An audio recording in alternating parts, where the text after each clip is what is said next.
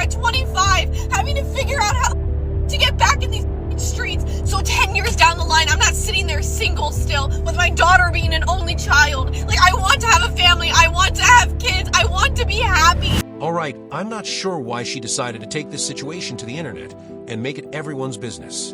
And honestly, I'm not exactly sure what she means by being out here in these streets, but I guess we're about to find out. Today, we're diving into some of the wildest moments and biggest meltdowns from women that have gone viral recently.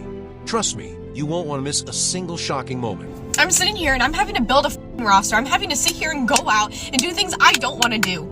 I don't want a roster. I don't want to go out and date. I don't like this hookup culture. I don't like any of it. But I feel like I don't have a choice. Men, you guys just get to sit there and you guys can go wait until you're in your 30s, you're almost 40, and you can just go get with a girl that's in her 20s and live a normal life. Girls don't have that luxury. I'm now sitting here at 25 having to figure out how to get back in these streets so I can figure out. So 10 years down the line, I'm not sitting there single still with my daughter being an only child. Like, I want to have a family. I want to have kids. I want to be happy. Like, I want all of these things. The thing is, she doesn't have to keep a roster, take part in hookup culture, or do any of the things she just mentioned. None of that is required. What I find confusing is why those are the first ideas that come to mind when the conversation is simply about starting a family. Life, because 38 some years ago, I had my first child, and the regret lasts forever.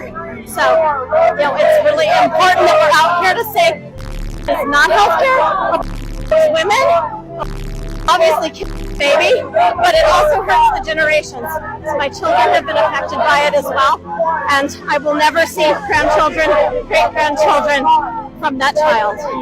Wow, thank you so much for standing for life and for sharing your story. I mean, being asked to make a sandwich isn't automatically an insult or an attempt to put women down. In many relationships, partners do small things for each other all the time. If a man were asked to make his wife a sandwich to take to work, there's a good chance he'd simply do it without seeing it as offensive. Is it considered romantic for a man to serve, but oppressive for a woman to serve? You know, I actually really disagree with that. I don't think it's oppressive, but I think there's a lot of brainwash going on. I'm just going to say it straight out like that. Like I said, it's a system set up by men. Women weren't allowed to serve, so now it just seems oppressive if we do. The roles are just weird to switch. How do modern women respond if you ask them to make you a sandwich? They'd respond negatively, but it's just a negative term coined by men meant to antagonize women. Honestly, this guy may have just met someone who could become his future wife. I'd also guess that plenty of men watching can see why this kind of relationship dynamic would appeal to them. So I had a Bumble date last night, and I left at 4 a.m. this morning and just told her to lock up. Dude, she cleans my bathroom, makes my bed, and the kicker is she done all, like 90% of my laundry. And I hate doing laundry. So I don't know if I done something right, maybe done something wrong, maybe she felt sorry for me, or I'll get a second date, who knows, but that was definitely the best one ever. I really don't think this needs to turn into a battle between men and women. People have different strengths, and that's perfectly normal. On average, men tend to be better suited for lifting heavy objects because of their physical build, and there's nothing wrong with acknowledging that. It doesn't diminish anyone. It's simply a difference in natural abilities. The reason why you don't hear about healthy relationships anymore is because of the fact that those of us in healthy relationships ain't got to say to y'all. Because anytime we tell you what we do for our husband or what our husband does for us, y'all look for any reason to try to come up with some type of excuse or some type of narrative that we're being controlled or that we're not really happy or I would never do that. Is exactly why you're miserable still single, and exactly why no matter who you try to date or what you try to date, you still end up unhappy because you have this long list of what you feel like is supposed to come from a relationship. I can't remember the last time that I did laundry, but I will be out here taking the trash out because I don't give a I would rather take the trash out than to be downstairs doing laundry. You take the trash out, you're a woman. You shouldn't be taking out the trash. That's a man's job. Your man does the laundry. You should be doing that. You're the woman. It just so happens that what he doesn't like to do, I don't mind doing. What I don't like to do, he doesn't mind doing. Like, y'all are weird. My husband cooks probably most of the time. My husband taught me how to cook because I didn't know how to cook I didn't know how to season. And when he gets done cooking, I serve him his plate. I serve him, and then once he's done eating, he gets up and leaves, and I take his plate, and I go there, and I clean the kitchen. The reason why we don't be talking about how good our relationship is or how healthy it is because y'all's little toxic coming in there trying to say something crazy, yet y'all are the single ones. Make that make sense. A healthy relationship is built on kindness and a willingness to do thoughtful things for each other, often without even being asked. And even when your partner does ask for a favor, it doesn't mean they're trying to belittle you. It's simply part of supporting one another and working together as a team. I feel unbelievably betrayed by feminism. I was constantly fed this idea that women can do everything. We don't really need men. Women can have the great career and have the kids that they like and change the tires and do this. I mean, I grew up thinking, and men are great, but like I can do all the same things. I do feel in many ways betrayed by that line of thinking. I kind of want to go back to some of those teachers and coaches and say, what the hell did you mean by that? Because women can't do it all. We can't. Like I said, this doesn't have to turn into a men versus women debate. Everyone has different strengths, and that's completely normal. Some people are naturally better suited for certain tasks than others, and recognizing those differences doesn't have to be seen as a competition. Thing men can do, we can do better.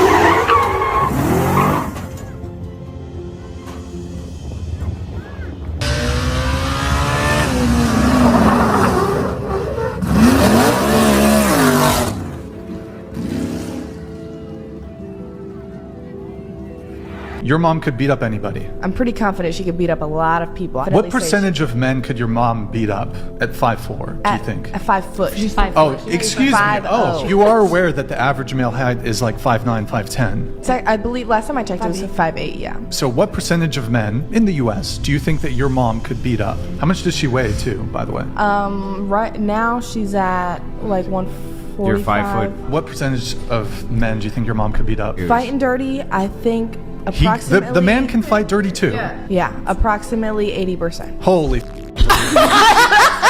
Have you ever seen a fist fight? Have you ever shot someone? You are delusional, Have you ever my seen dear. So Brock Lesnar, I think he's like well over 6 feet. He's probably over 200 pounds. Could your mom beat him up? You said he's 6 feet? Forget his height. Let's say this is 5 foot Brock Lesnar. Could your mom beat up Brock Lesnar?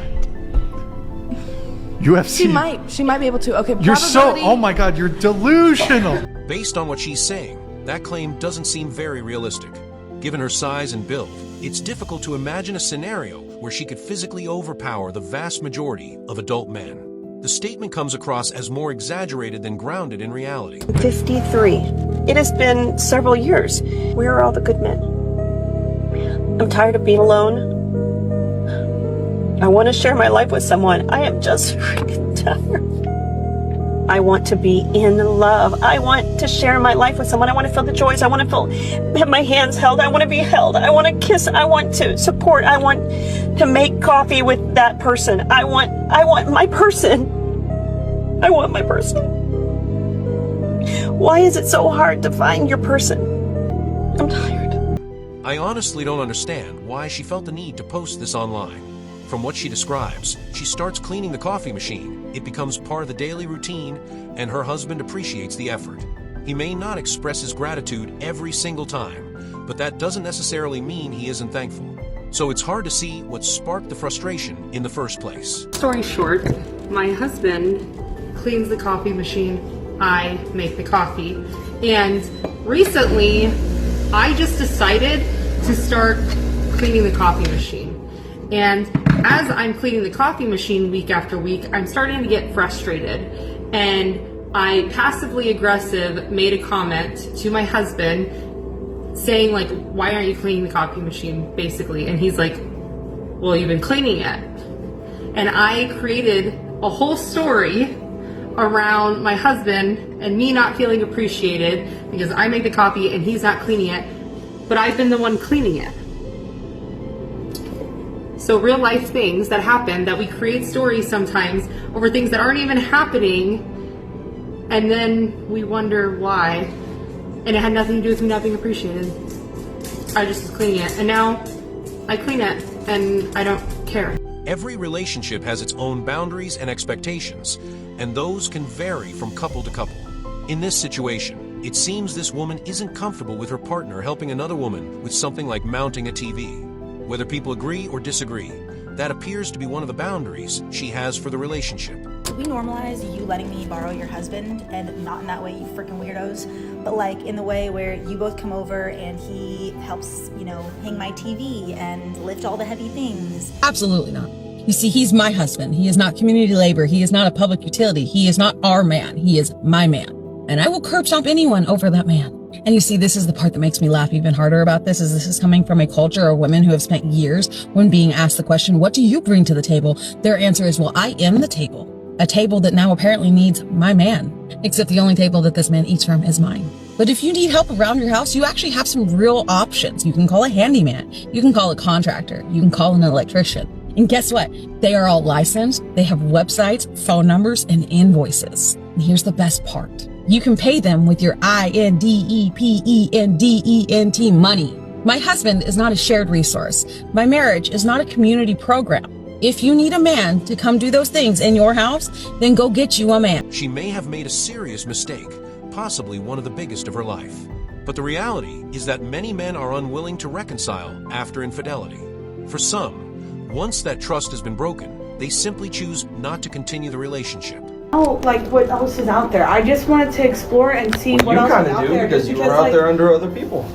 So you know what else is out there. Now, and I don't want anything else. I want you, Avery. Oh my God, that sounds cringe nowadays. Why does I it just sound cannot so bear to cringe? listen to That you I talk want to like be with that. the man I've been with for 12 years? Okay, but you That didn't. I realized I made a mistake and I want to come back to the man I love? Like, that's crazy? Yeah, and well, 12 what's years crazy of is how much I love, don't 4 give years a fuck. of marriage, So, 2 children. Like, I want to come home. I want to be welcomed. were you into thinking one- about? I think that's a fair comparison.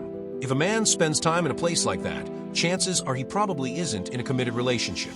And if he is, it's understandable that his partner might not be comfortable with that situation. Just leave for a younger woman. They leave for a softer one with softer feminine energy. A man can watch you age in his arms and still want you like day one unless you kill that vibe. Brutal truth is that desire does not die from a little bit of stretch marks or gray hair. It dies from the eye rolls.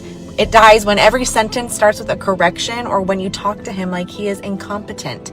Also, when you compete with him instead of receive. Nothing turns a man off faster than constant criticism that you call advice, mothering him instead of admiring him, speaking to him with contempt instead of warmth, acting like his presence is a burden and not a gift. Men don't need you to worship them. They need you just to respect them. Respect goes a long way. If the energy is hostile and cold, he wants you to want him, to look at him like he's your man, not your opponent. He will stay obsessed with you if you make him feel 10 feet tall, even if she's 55 plus with laugh lines, gray hair, and a softer body than the day that they met.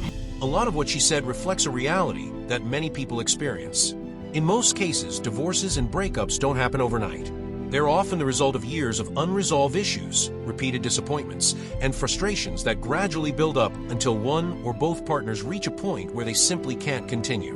But stick around because the final clip is easily the most surprising one yet. You won't want to miss it. There's a huge disconnect happening between men and women right now, and I want to share something I've been realizing about why men seem to be getting better while most women are struggling more. And I've been thinking about this a lot lately. Men have all these platforms teaching them accountability and how to level up But when I look at what we as women are consuming, it honestly made me realize something important. Men have podcasts like Jocko Podcast teaching discipline, Jordan Peterson teaching accountability, David Goggins teaching mental toughness, and there's so many more. They're consuming content that pushes them to build themselves up and take responsibility. But I started noticing what we as women are consuming. Keeping Up with the Kardashians, Call Her Daddy, Girls Gotta Eat, Real Housewives, Love Island, and there's just so many more. And I realized this content is programming us to create more drama, feel more entitled, and expect things without bringing anything valuable ourselves.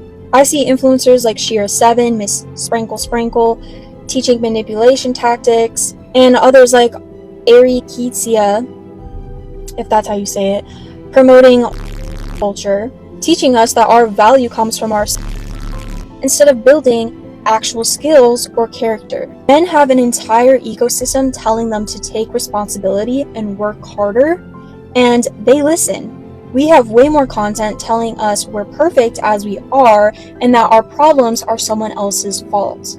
I've realized that most of us don't want to be challenged. Men are consuming content that makes them better. We're consuming content that makes us worse. And then we want. Yeah, it's easy to see why opinions on both sides have become increasingly polarized. And it's not just a men versus women issue. Similar divisions are showing up in many areas of society, including politics and other major topics. People seem to be moving further apart in their views over time. With that said, I hope you enjoyed the video. If you did, don't forget to like, subscribe, and leave a comment sharing your thoughts on the discussion.